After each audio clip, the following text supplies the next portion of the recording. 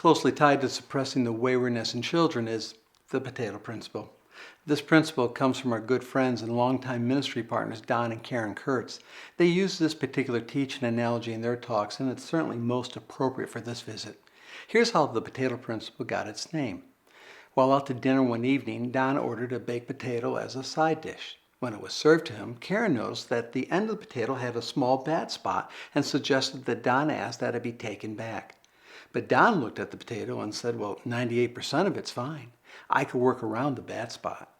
A conversation ensued, and that is when the potato principle was born. Now, we realize that there are seasons in parenting when it seems like all we can see are the trouble spots in our children's behavior.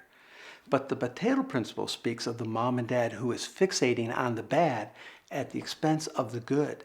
The bad spot may only represent 2% or 50% of the child's behavior, but it receives 100% of the parent's attention.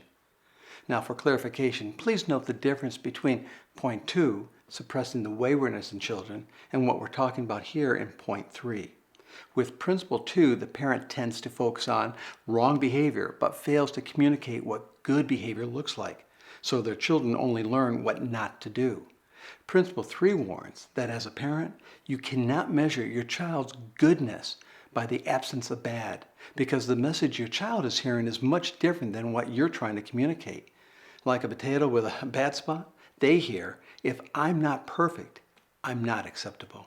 And mom and dad, that is another way of speaking death to your children rather than speaking life. This message not only undermines any incentive to do good, because it will never be good enough for mom and dad, but also does long-term harm to the relationship. For it is not a relationship based on love and respect, but performance.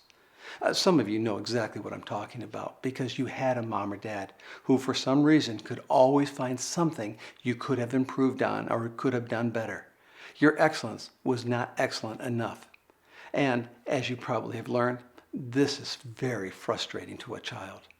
Of course, at the other end of the spectrum are those parents who only look at the good and are all too willing to ignore the bad spots. As a mom and dad, you don't have to throw out the whole potato because of 1 or 2 bad spots, but nor should those bad spots be ignored because left unattended, they have a way of corrupting all that is good. Please, for the sake of your children, stay reminded of the potato principle. We are training our children to moral excellence, not moral perfection.